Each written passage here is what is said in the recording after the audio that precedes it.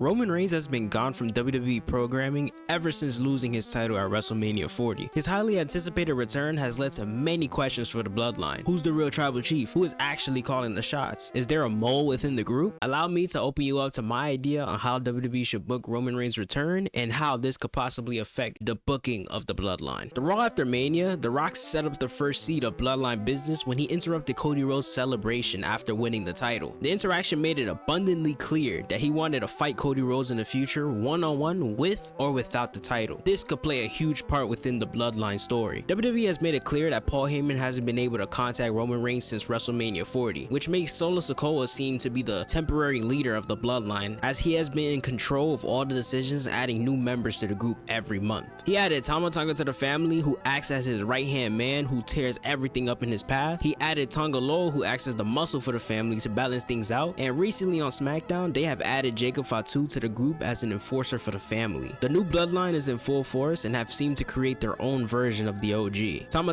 is in Jay's position, Tonga is in Jimmy's, and Fatu is in the place that Solo used to be in. So how does Roman Reigns become a factor into all of this? Well, it all starts with the reunion of the original Bloodline. Jey Uso is one of the contestants of the Money in the Bank and is looking to secure his chance at winning the World Championship. He was on the verge of winning the Money in the Bank briefcase, but the Bloodline interferes, costing him his win. On the following episode of Raw, Jey Uso calls out the Bloodline for jumping him when he was on the verge of the biggest win of his career. Jay says that if the Bloodline doesn't show up to Raw right now, then he'll go out his way to find them himself. Nobody showed up, and Jay called them a bunch of cowards, and that when he catches them, he's going to beat the yee out of them. On the next episode of SmackDown, the Bloodline are in the ring cutting a promo. Solo talks about how the Bloodline runs WWE and boasts about ruining Jey Uso's chances at winning the Money in the Bank. He claims that as long as he's in the company, anybody that has crossed the Bloodline will get what they deserved. Jimmy Uso's music hits and the crowd pops, as the last time he was seen on TV, he was viciously kicked out of the Bloodline. He had a mic in his hand and asked Solo why he was kicked out of the family. Solo tells him that he was a weak link and wasn't doing any favors for the fam. Jimmy tells him about all the times he has taken bullets for the family to succeed, just to get thrown to the side like someone with no value. He gets in the ring, but unfortunately ends up getting beat up for trying to stand up for himself. Solo Sikoa demanded Tama to get a chair, setting Jimmy up to get put on the shelf again until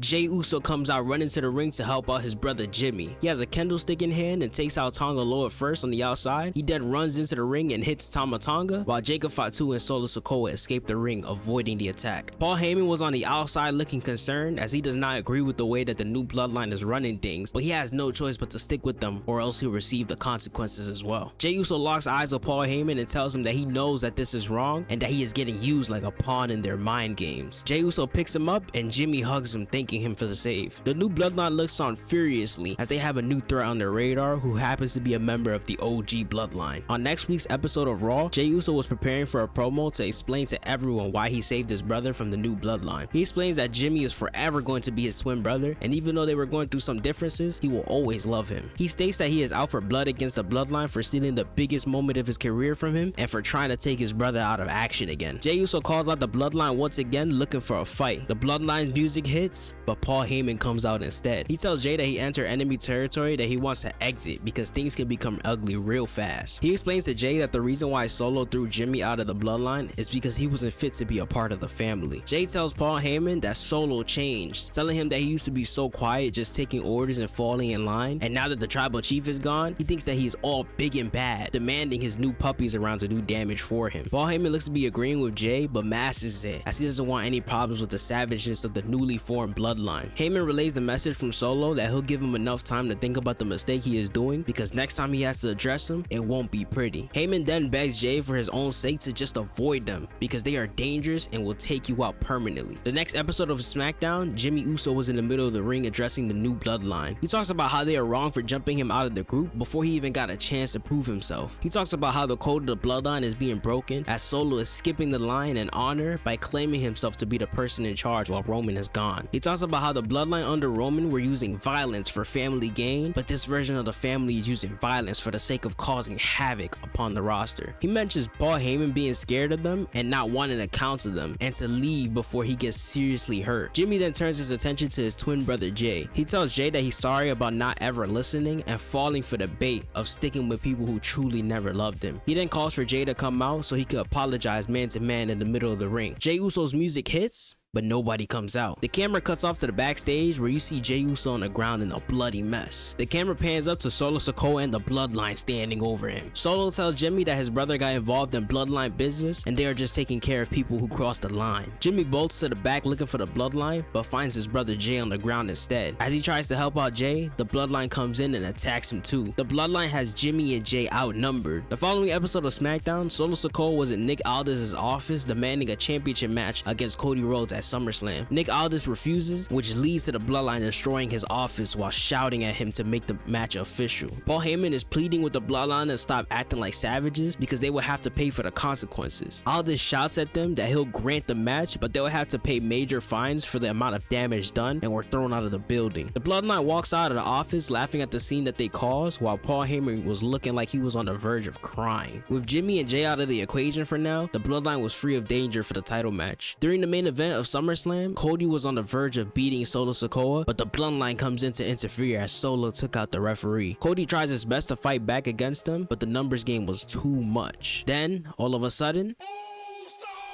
the Usos run down to the ring and attempt to help out Cody, but they were still outnumbered, which led them to getting handled as well. Until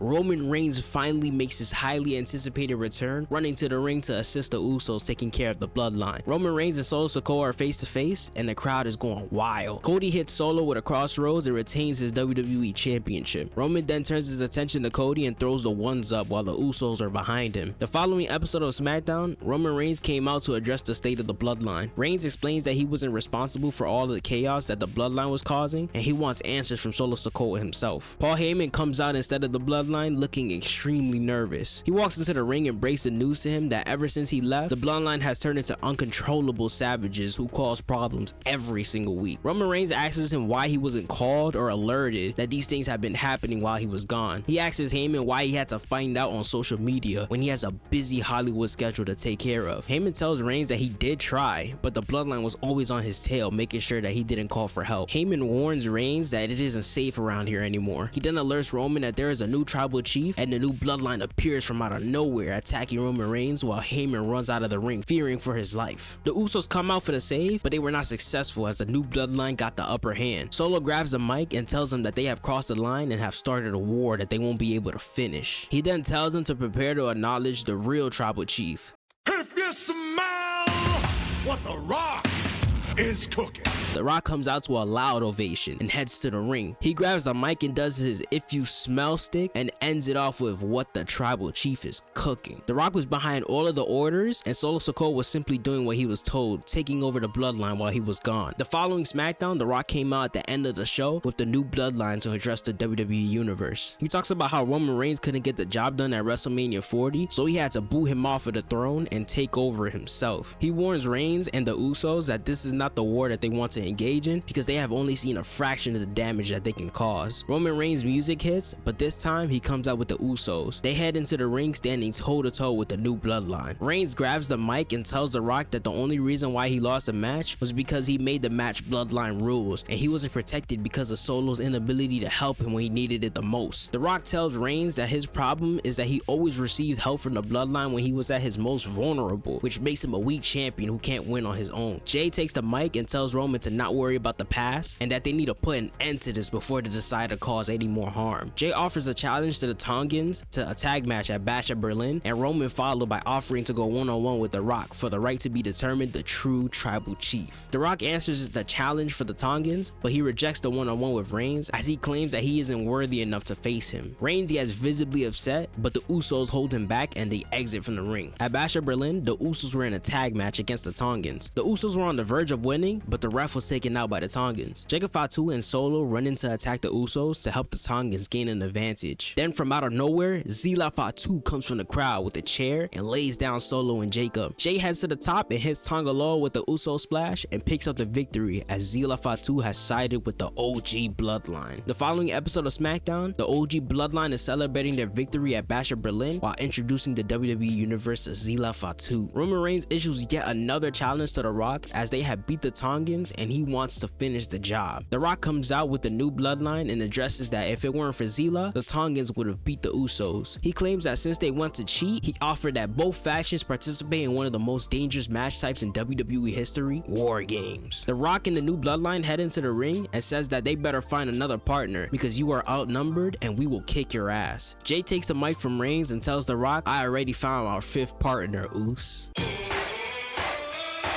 Sami Zayn receives a massive ovation from the crowd as he makes his way down to the ring, and the factions were finally equal in numbers. This led to an intense stare down as the War Games match was set in stone for Survivor Series. The War Games match was a brutal back and forth, and in the end, it was The Rock pinning Roman Reigns to end it all. The new bloodline stood tall. Following SmackDown, Roman Reigns was in the ring with the Usos, and he was furious with his loss at War Games. He admitted that the new bloodline managed to get the fair win against him, but he is not finished with them. Roman challenges The Rock at WrestleMania for the title of the Tribal Chief, with everyone barred from ringside. Roman claims that he had an opportunity to face The Rock at Mania 40 for the title because Rock used his power to politic his way to the top because it was great for the product, but in reality, he just wanted to take the power away from him. The Rock came out and told Roman Reigns that he will accept the challenge under some conditions. He tells Roman that whoever loses the match will be fired from WWE permanently. Jay and Jimmy look at Roman and nodded at him, giving him the impression that they approve and believe in him. Reigns accepts the challenge and tells The Rock that he will acknowledge him as the true tribal chief. Then they both go on this long ass break because you know Roman Reigns and The Rock are not going to show up on weekly TV, so let's skip a couple of months. Fast forward to the weeks leading up to Mania, The Rock and Roman Reigns are having promos against one another with the family behind them out of respect to just handle things man to man. These men were the night one main event of WrestleMania 41. They go to absolute war with one another, and the crowd was hot as they were witnessing a true once-in-a-lifetime moment. Roman Reigns picked up the win clean, which sent The Rock into retirement, putting an end to his tyranny within the bloodline. The Usos and Zila Fatu came out to celebrate with Roman Reigns, and the new bloodline came out to help The Rock to his feet. They all had a face-off before shaking one another's hands out of a sign of respect. The rivalry wasn't over, but the OG bloodline was able to cool off the hotheads of the new bloodline by taking out their leader, which gave Roman Reigns the definitive role of the tribal chief.